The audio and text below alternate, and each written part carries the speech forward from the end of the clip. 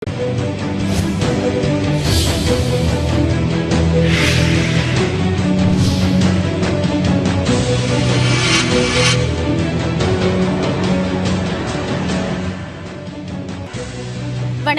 மாவட்ட அளவிலான செய்திகளை விரிவாக அலசும் உங்கள் ஊர் உங்கள் குரலில் தலைப்புச் செய்திகளை முதலில் பார்க்கலாம்.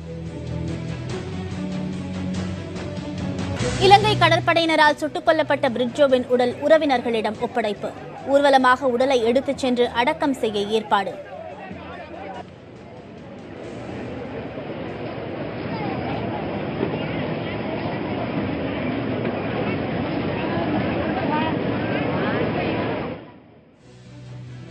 மீனவர் பிரிட்ஜோ மீதான துப்பாக்கிச் சூட்டை கண்டித்து பல்வேறு மாவட்ட மீனவர்கள் தொடர் போராட்டம். உண்ணாவிரதம் மற்றும் வேலைநிறுத்த போராட்டங்களால் மீன்பிடி தொழில் பாதிப்பு.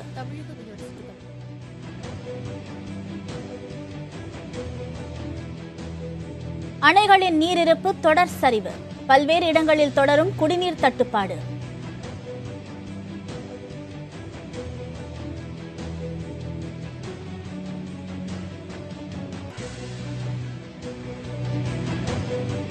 சிவகங்கை அருகே உற்சாகமாக நடந்த ரேக்லா பந்தயம். 35 ஜோடி மாடுகள் பங்கேற்பு.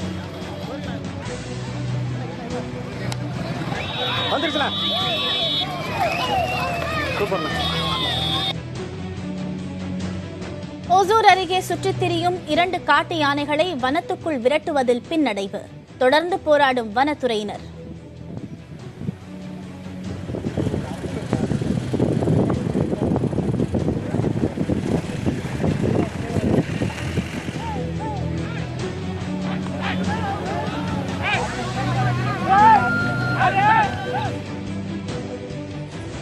பேருந்து வசதியின்றி தவிக்கும் மலை கிராம 10ஆம் வகுப்பு மாணவர்கள். தேர்வு மையங்களுக்கு செல்ல சிறப்பு பேருந்து வசதி செய்து தர கோரிக்கை.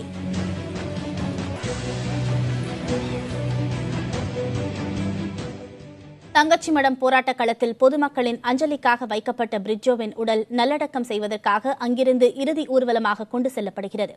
கூடுதல் விவரங்களை வழங்குவதற்காக செய்தியாளர் ஹரி இணைப்பில் இருக்கிறார். அவரிடம் பேசலாம். ஹரி, தற்போது அங்கு நிலவும் சூழல் குறித்த விரிவான விவரங்களை சொல்லுங்கள். பத்மபிரியா, கடந்த 6ஆம் தேதி இரவு 10 மணி அளவில் இந்திய பெருங்கடல் பகுதியில் சுட்டுக் கொல்லப்பட்ட இலங்கை கடற்படையால் சுட்டுக் கொல்லப்பட்ட மீனவர் பிரிட்ஜோவின் உடல் கடந்த 6 நாட்களுக்கு மேலாக ராமேஸ்வரத்தில் உள்ள அரசு மருத்துவமனையில் இருந்தது. அப்ப தற்போது அதை தொடர்ந்து 3 அம்ச கோரிக்கைகளை விடுத்து போராட்டம் நடைபெற்று வந்தது. 5000க்கும் மேற்பட்டோர் தினமும் போராட்டங்கள் நடத்தி வந்திருந்தார்கள். இந்த தங்கச்சிமட போராட்டத்தின் ஒரு கட்டமாக ஒரு 7 நாள் போராட்டம் தற்போது நிறைவுக்கு வந்திருக்கிறது என்று கூறலாம். 3 மணி அளவில் உடலை வாங்குவதற்காக அவர் உறவினர் பிரிட்ஜோவின் சித்தப்பா ஜஸ்டின் அவர்கள் எழுத்துப்பூர்வமாக காவல்துறைக்கு உடலை வாங்கிக் கொள்வதாக கொடுத்ததை அடுத்து எழுத்துப்பூர்வமாக கொடுத்ததை அடுத்து அவர் உடல் அவரிடம் ஒப்படைக்கப்பட்டது. அங்கிருந்து ஒரு 8 கிலோமீட்டர் தொலைவில் உள்ள தங்கச்சி மடத்திற்கு ஊர்வலமாக இருசக்கர வாகனத்தில் ஊர்வலமாக அவர் உடல் கொண்டு வரப்பட்டது. தற்போது சிறப்பு திருப்பலிக்கு மற்றும் பொதுமக்களுக்கு அஞ்சலிக்காக ஒரு 2 மணி நேரத்துக்கு மேலாக இங்கு வைக்கப்பட்டிருந்தது. ஒரு 5000க்கும் மேற்பட்ட பொதுமக்கள் இந்த படத்தில் கூடி அவர் உடலுக்கு அஞ்சலி செலுத்தினார்கள். தொடர்ச்சியாக தற்போது இறுதி ஊர்வலமானது தங்கச்சி மடத்தில் உள்ள அந்த போராட்ட கடத்தில் உள்ள அந்த இடத்திலிருந்து புறப்பட்டிருக்கிறது. இங்கிருந்து ஒரு 500 மீட்டர் தொலைவில் உள்ள அந்த கல்லறை தோட்டத்தில் அவருடைய நல்லடக்கம் செய்யப்படுகிறது. அங்கு சிறப்பு திருப்பலி நடைபெறும். அதனைத் தொடர்ந்து அவர் உடல் நல்லடக்கம் செய்யப்பட இருக்கிறது. தொடர்ச்சியாக ஒரு 6 நாட்களுக்கு மேலாக போராட்டங்கள் நீடித்து வந்த நிலையில ஒரு ஒருமித்த பொருளோடு தற்போது அவர் உடல் வாங்கப்பட்டிருக்கிறது. நேற்று மத்திய அமைச்சர் அவர்கள் கொடுத்த வாக்குறுதியை ஏற்றுக்கொள்கிறோம். தொடர்ச்சியாக 20ஆம் தேதி மத்திய அமைச்சர் சுஷ்மா ஸ்வராஜ் வெளியுறவுத்துறை அமைச்சர் சந்திப்புக்கு ஏற்பாடுகள் செய்யப்பட்டுள்ளதாகவும் பிரதமர் சந்திப்புக்கு ஏற்பாடுகள் செய்யப்படுவதாகவும் மத்திய அரசு அமைச்சர்கள் கூறியிருப்பதை ஏற்றுக்கொள்கிறோம். அதன் அடிப்படையில் தற்போது இந்த உடலை வாங்கி நாங்கள் நல்லடக்கம் செய்கிறோம் என்று கூறியிருந்தார்கள். அதன் தொடர்ச்சியாகத்தான் இதுபோன்ற ஒரு நல்லடக்கம் செய்வதற்காக அனைத்து ஏற்பாடுகளும் செய்யப்பட்டிருக்கிறது. இந்த பகுதியை பொறுத்தவரைக்கும் மிகவும் ஒரு சூழல் இருக்கிறது. ஏனென்று கேட்டால் அவர் 6 நாட்களுக்கு மேலாக உறவினர்கள் கூட தாய் தந்தையை கூட பிரிட்ஜோவின் முகத்தை பார்க்க முடியாத ஒரு சூழல் இருந்தது. தற்போது போராட்டம் முடிவுக்கு வந்த ஒரு சூழலில் தான் தற்போது அவர்களே நேரடி உடலை பார்த்து அவர் கதிரழியும் காட்சியை தான் நம்மால் காண முடிகிறது. பத்மபிரியா. ஹரிகிருஷ்ணன், சற்று நேரத்திற்கு முன்னர் தாங்கள் இணைப்பில் தகவல்களை வழங்கிய போது தற்காலிகமாக போராட்டம் விலக்கிக் கொள்ளப்பட்டிருக்கிறது. இறுதி ஊர்வலம் நிறைவடைந்த பிறகு சிறப்பு திருப்பலி முடிந்த பிறகு போராட்டத்தின் அடுத்த கட்டம் குறித்த அறிவிப்பு வெளியாகும் என போராட்டக் குழுவினர் தெரிவித்ததாக நீங்கள் தெரிவித்திருந்தீர்கள். தற்போது களத்தில் ஊர்வலம் நடைபெற்றுக் கொண்டிருக்கும் இடத்திலிருந்து நீங்கள் பல்வேறு தகவல்களை வழங்கியிருக்கிறீர்கள். தகவல்களுக்கு நன்றி. ராமேஸ்வரம் மீனவர் பிரிட்ஜோவை சுட்டுக் கொன்ற இலங்கை கடற்படையினரை கைது செய்ய வலியுறுத்தி நாகப்பட்டினம் மீனவர்கள் 7வது நாளாக வேலைநிறுத்தத்தில் ஈடுபட்டிருக்கிறார்கள். மேலும் நாகை தலைமை தபால் நிலையம் முன் 54 கிராமங்களைச் சேர்ந்த 5000 மீனவர்கள் உண்ணாவிரத போராட்டத்திலும் ஈடுபட்டிருக்கிறார்கள். இலங்கை கடற்படையால் பறிமுதல் செய்யப்பட்ட 138 விசை படகுகளையும் உடனடியாக மீட்க நடவடிக்கை எடுக்க வேண்டும் என்றும் மீனவர்கள் கோரிக்கை விடுத்துள்ளனர்.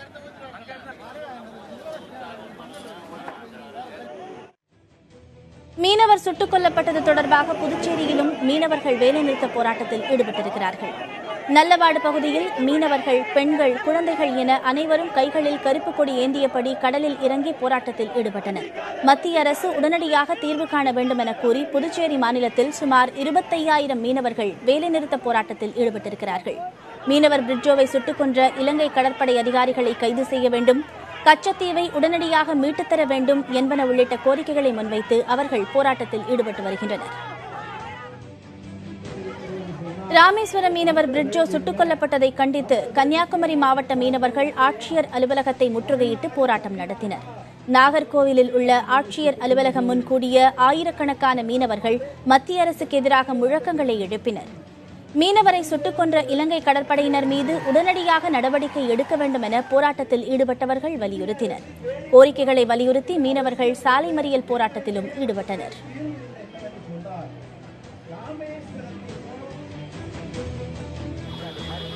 சிவகங்கை மாவட்டம் தேவக்கோட்டை அருகே மாட்டுவண்டி பந்தயம் நடத்தப்பட்டது. ஒத்தக்கடையிலிருந்து பாவனக்கோட்டை வரை நடைபெற்ற இந்த பந்தயத்தில் 35 ஜோடி மாடுகள் பங்கேற்றன. புதுக்கோட்டை, மதுரை, சிவகங்கை மாவட்டங்களிலிருந்து 18 ஜோடி பெரிய மாடுகளும் 17 சின்ன மாடுகளும் கலந்து கொண்டன. பெரிய மாடுகளுக்கு 8 கிலோமீட்டர் தொலைவும், சின்ன மாடுகளுக்கு 6 கிலோமீட்டர் தொலைவும் பந்தய தூரமாக நிர்ணயிக்கப்பட்டன. முதல் 3 இடங்களை பெற்ற மாடுகளின் உரிமையாளர்களுக்கு பரிசுகள் வழங்கப்பட்டன. சேலம் மாவட்டத்தில் உள்ள உருக்காலையை தனியார் மயமாக்கும் முயற்சியை கண்டித்து உருக்காலை பாதுகாப்பு கூட்டமைப்பினர் மாவட்ட ஆட்சியர் அலுவலகம் அருகே போராட்டத்தில் ஈடுபட்டனர். மத்திய அரசை கண்டித்து முழக்கங்களை எழுப்பிய அவர்கள், ஆலை தனியார் மயமாக்கப்பட்டால் அங்கு பணியாற்றும் தொழிலாளர்கள் பாதிக்கப்படுவார்கள் என தெரிவித்தனர். 15,000 கோடி ரூபாய் சந்தை மதிப்புடன் லாபகரமாக இயங்கிக் கொண்டிருக்கும் ஆலையை தனியார் மயமாக்கக்கூடாது என போராட்டக்காரர்கள் வலியுறுத்தினர். இதுகுறித்து தமிழக அரசு உரிய நடவடிக்கை எடுக்க வேண்டும் என்று அவர்கள் வேண்டுகோள் விடுத்தனர்.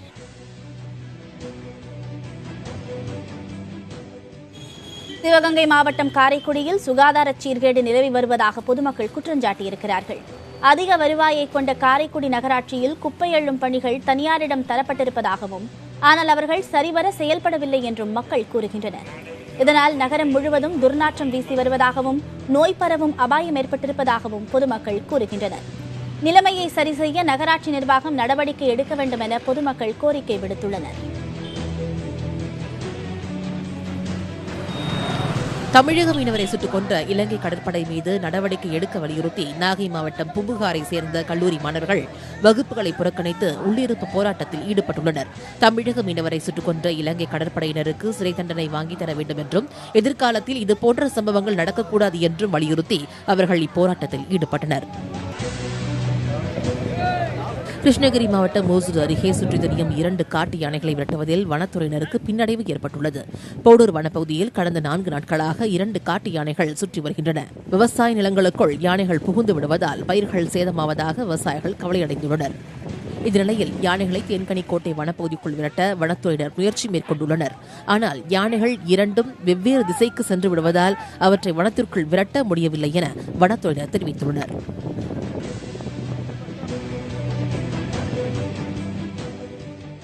ஈரோடு மாவட்டம் சத்தியமங்கலம் அருகே காட்டு யானைகள் புகுந்ததால் சேதமடைந்த பயிர்களுக்கு இழப்பீடு கேட்டு வனத்துறையினரை முற்றுகையிட்டு விவசாயிகள் போராட்டத்தில் ஈடுபட்டனர்.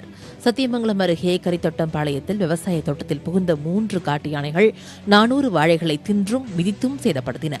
இவற்றை பார்வையிட வந்த வனத்துறையினரை முற்றுகையிட்ட அப்பகுதி விவசாயிகள், யானைகள் தொடர்ந்து வாழைத் தோட்டத்தில் புகுந்து பயிர்களை நாசப்படுத்துவதால் அதற்குரிய நிவாரணம் வழங்க கோரி போராட்டத்தில் ஈடுபட்டனர்.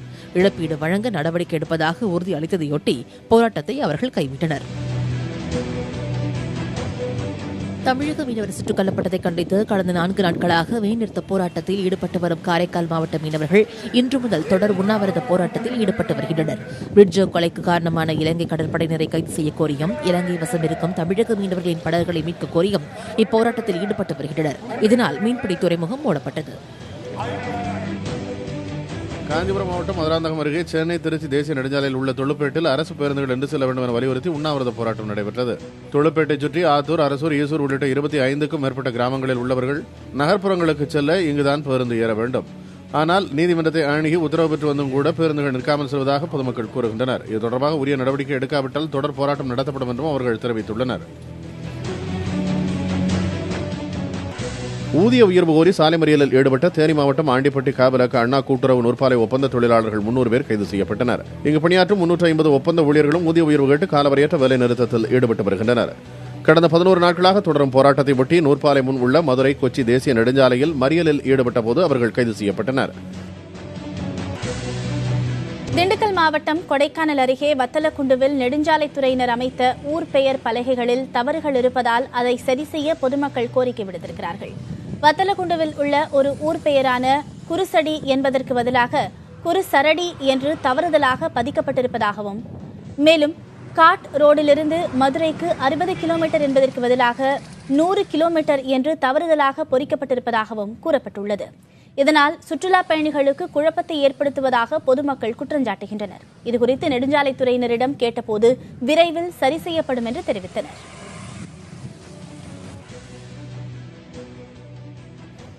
திருப்பூர் மாவட்டம் அவிநாசியில் குடியிருப்பு பகுதியில் எரிவாயு கிடங்கு செயல்பட பொதுமக்கள் எதிர்ப்பு தெரிவித்திருக்கிறார்கள். அவிநாசியில் மடத்துப்பாளையம் சாலையில் உள்ள குடியிருப்பு பகுதியில் தனியார் எரிவாயு கிடங்கு அமைப்பதற்கு எதிர்ப்பு தெரிவித்து அப்பகுதி மக்கள் போராட்டம் நடத்தியதை அடுத்து கிடங்குக்கான அனுமதி ரத்து செய்யப்பட்டது. இந்நிலையில் அங்குள்ள கிடங்கில் இறக்குவதற்காக சிலிண்டர்களோடு வந்த லாரியை முற்றுகையிட்டு மக்கள் போராட்டம் நடத்தினர். அப்போது லாரியின் கண்ணாடிகள் உடைக்கப்பட்டன. அங்கு வந்த காவல்துறையினருக்கும் பொதுமக்களுக்கும் இடையே வாக்குவாதம் ஏற்பட்டது. போராட்டம் நீடித்ததால் எரிவாயு உருளை ஏற்றி வந்த லாரி திருப்பி அனுப்பப்பட்டது. இதனை அடுத்து பொதுமக்கள் கலைந்து சென்றனர். தனியார் எரிவாயு கிடங்கு விவகாரத்தில் உடனடியாக நிரந்தர தீர்வு ஏற்படுத்த கோரி நாளை அவிநாசி பகுதியில் கடையடைப்பு போராட்டம் நடத்தப்போவதாகவும் அவர்கள் அறிவித்திருக்கிறார்கள்.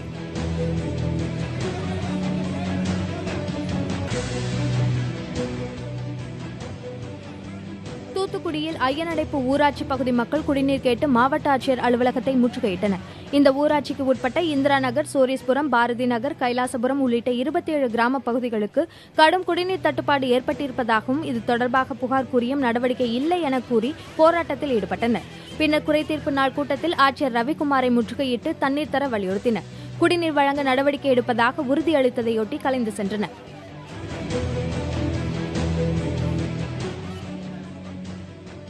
மதுரை மாவட்டம் அலங்காநல்லூர் அருகே தனிச்சியம் ஊராட்சியில் கடந்த 6 மாதங்களாக முறையாக குடிநீர் விநியோகிக்கப்படவில்லை என கூறி செம்புக்குடிப்பட்டி கிராம மக்கள் காலி குடங்களுடன் தனிச்சியம் 4 வழிச்சாலையில் மறியலில் ஈடுபட்டனர். இதனால் போக்குவரத்து பாதிப்பு ஏற்பட்ட நிலையில் நிகழ்விடத்திற்கு வந்த ஒன்றிய வட்டார வளர்ச்சி அலுவலர் மற்றும் காவல்துறையினர் கிராம மக்களிடம் பேச்சுவார்த்தை நடத்தி நடவடிக்கை எடுப்பதாக உறுதியளித்ததை அடுத்து போராட்டம் விலக்கிக் கொள்ளப்பட்டது.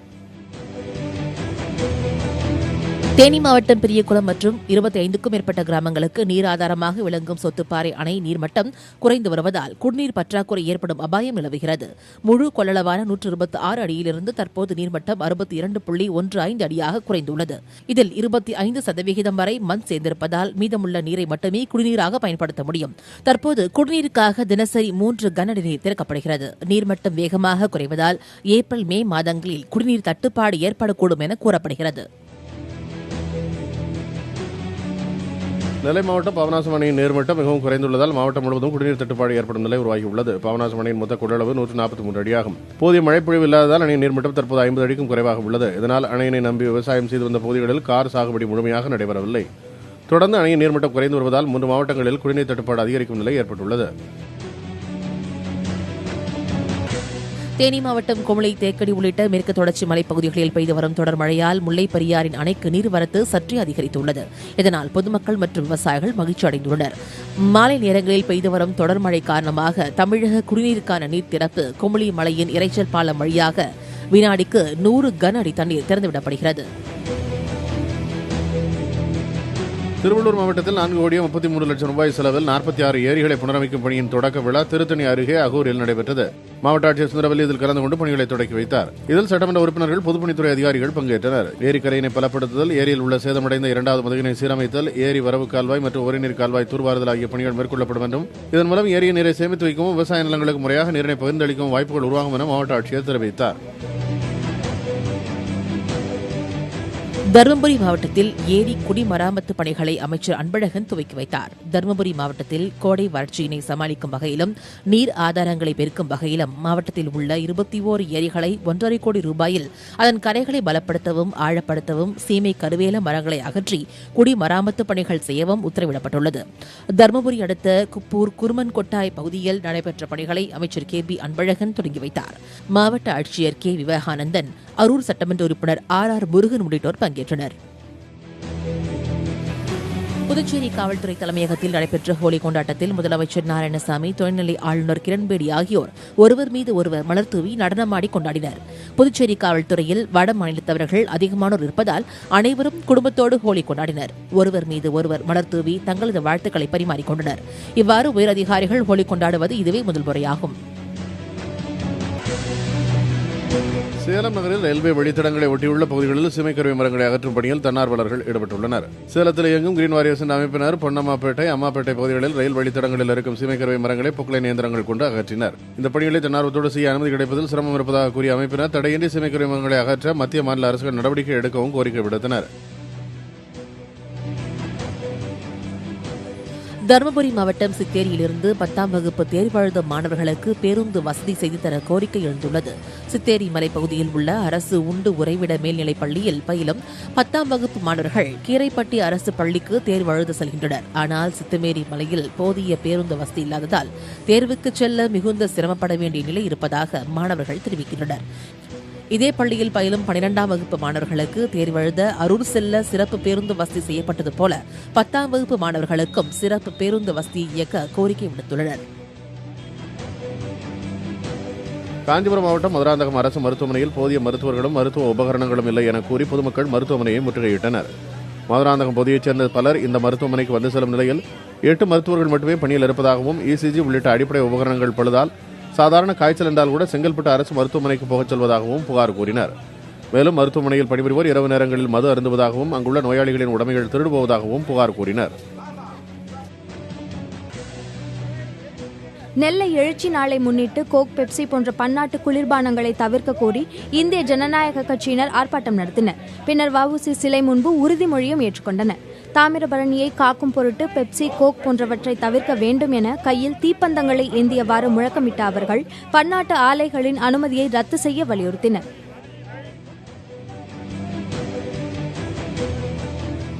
ஈரோடு மாவட்டத்தில் வறட்சியால் பாதிக்கப்பட்ட விவசாய தொழிலாளர்களுக்கு நிவாரணம் வழங்க கோரி மாவட்ட ஆட்சியர் அலுவலகம் அருகே தர்ணா போராட்டத்தில் ஈடுபட்டனர். வறட்சியால் 10,000க்கும் மேற்பட்ட விவசாய கூலி தொழிலாளர்கள் வேலை இழந்திருப்பதாகவும் விவசாயிகளைப் போல விவசாய கூலி தொழிலாளர்களுக்கும் 25,000 ரூபாய் வரை இழப்பீடு வழங்க வேண்டும் என்றும் கோரி முழக்கமிட்டனர். பன்னாட்டு குளிர்பான ஆலைகள் தாமிரபரணியிலிருந்து தண்ணீர் எடுப்பதற்கு தடை விதிக்க கோரி பொதுமக்கள், சமூக ஆர்வலர்கள், பல்வேறு இயக்கங்களைச் சேர்ந்தோர் நெல்லை மாவட்ட ஆட்சியர் அலுவலகம் முன்பாக ஆர்ப்பாட்டத்தில் ஈடுபட்டனர். மேலும் தாமிரபரணியில் கழிவுநீர் கலப்பை தடுக்க வேண்டும் என்றும் ஆற்றினை தூர்வாரி தேவையான இடங்களில் தடுப்பணை கட்ட வேண்டும் எனவும் அவர்கள் கோரிக்கை விடுத்தனர். இந்த கோரிக்கைகளை வலியுறுத்தி கையெழுத்து இயக்கம், தர்ணா போராட்டம் போன்றவற்றை முன்னெடுக்கப் போவதாகவும் ஆர்ப்பாட்டத்தில் ஈடுபட்டவர்கள் தெரிவித்தனர்.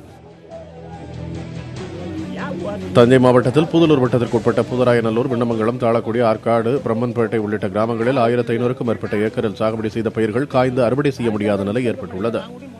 இந்த பகுதியை தரிசு என கூறி நிவாரணம் வழங்காமல் புறக்கணிப்பதாக கூறியுள்ள பொதுமக்கள் அனைவருக்கும் நிவாரணத்தை வழங்க வேண்டும், இல்லை என்றால் போராட்டம் நடத்தப்படும் எனவும் தெரிவித்தனர். விருதுநகர் மாவட்டம் சிவகாசி நகராட்சி துப்புரவு பணியாளர்களுக்கு முறையான பாதுகாப்பு உபகரணங்கள் வழங்க வேண்டும் என கோரிக்கை எழுந்துள்ளது. இங்கு பணியாற்றும் சுமார் 140க்கும் மேற்பட்ட துப்புரவு பணியாளர்கள் எவ்வித பாதுகாப்பு உபகரணங்களும் இல்லாமல் பணி செய்ய வேண்டிய நிலை இருப்பதாகவும் அதனால் அடிக்கடி தொற்றுநோய் ஏற்படுவதாகவும் கவலை தெரிவித்தனர். இது தொடர்பாக நகராட்சி ஆணையர் ராஜனிடம் கேட்டபோது கடந்த ஆண்டு பாதுகாப்பு உபகரணங்கள் வழங்கப்பட்டதாகவும் தேவைப்படுவோருக்கு கூடுதலாக வழங்கப்படும் என்றும் தெரிவித்தார். தூத்துக்குடி மாவட்டம் கோவில்பட்டி அருகே உள்ள செட்டிக்குறிச்சியில் இயங்கி வந்த பாரத ஸ்டேட் வங்கி கிளையை மீண்டும் அமைக்க வேண்டும் என வலியுறுத்தி அப்பகுதியைச் சேர்ந்த 300க்கும் மேற்பட்ட மக்கள் கோவில்பட்டி கோட்டாட்சியர் அலுவலகத்தினை முற்றுகையிட்டு போராட்டத்தில் ஈடுபட்டனர். மேலும் செட்டிக்குறிச்சி சுட்டார பகுதியில் உள்ள மக்களுக்கு மகாத்மா காந்தி தேசிய ஊரக வேலைவாய்ப்பு திட்டத்தின் கீழ் பணியாற்றும் போது வழங்கும் ஊதியம், முதியோர், விதவை, ஊனமுற்றோர் உதவித் தொகைகளை முறைகேடின்றி வழங்க நடவடிக்கை எடுக்க வேண்டும் எனவும் அப்பகுதி மக்கள் கோரிக்கை விடுத்துள்ளனர். தங்களது கோரிக்கை குறித்த மனுவினையும் கோட்டாட்சியர் அலுவலகத்தில் அளித்தனர். கரூர் அருகில் உள்ள ஆண்டாங்கோவில் ஊராட்சியில் அரசு பள்ளியில் மாணவர் சேர்க்கையை வலியுறுத்தி மாணவ மாணவிகளின் விழிப்புணர்வு பேரணி நடைபெற்றது. இந்த பேரணியை அனைவருக்கும் கல்வி இயக்க உதவி திட்ட அலுவலர் ரவிச்சந்திரன் தொடக்கி வைத்தார். இப்பேரணியை ஒட்டி அரசு ஒன்றிய தொடக்கப் பள்ளியில் படிக்கும் மாணவர்களுக்காக நோட்டு புத்தகம், கரும்பலகை உள்ளிட்ட பொருட்களை ஊர் பொதுமக்கள் ஊர்வலமாக எடுத்து வந்து வழங்கினர். விருதுநகரில் மாற்றுத்திறனாளிகளுக்கான மாத உதவித்தொகை வழங்க வேண்டும் என்பது உள்ளிட்ட பல்வேறு கோரிக்கைகளை வலியுறுத்தி சுதேசி மாற்றுத்திறனாளிகள் நலச்சங்கத்தினர் உண்ணாவிரத போராட்டத்தில் ஈடுபட்டனர். விருதுநகர் மாவட்ட ஆட்சியர் அலுவலக வளாகத்தில் போராட்டத்தில் ஈடுபட்ட அவர்கள் மாற்றுத்திறனாளிகள் அடையாள அட்டை வைத்திருக்கும் அனைவருக்கும் மாத உதவித்தொகை வழங்க வேண்டும், வங்கிகளில் கடன் பெற அலைக்கழிக்கப்படும் நிலையை தவிர்க்க உரிய நடவடிக்கை எடுக்க வேண்டும் என்றும் வலியுறுத்தினர். மேலும் அரசு அலுவலகங்களில் மனு கொடுப்பதற்கு தங்களுக்கு தனி இடம் ஒதுக்கப்பட வேண்டும் என்றும் கேட்டுக் கொண்டுள்ளனர்.